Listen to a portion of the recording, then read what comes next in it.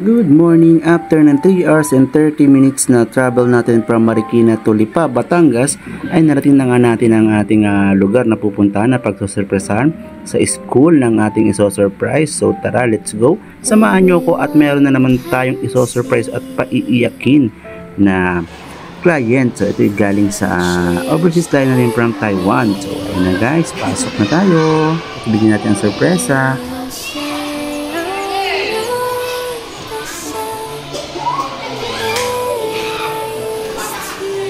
At support na to ay talaga namang hindi napigilan ng ating surprise ang kanyang emosyon. So ayan, napayak na siya at napalapit sa kanyang tita. So ayan, iba talaga magmahal ang isang magulang. Happy birthday, Nene. Sana masaya ka palagi, lalo ngayong birthday mo. I always love you so much. Sana mag-deserve mo itong gift ko sa iyo. Love, Mama. Naiyak si agad sabi.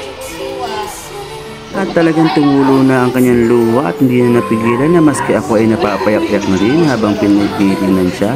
So ayan guys, talaga namang ang lakas makadamay ng iyak ni ate.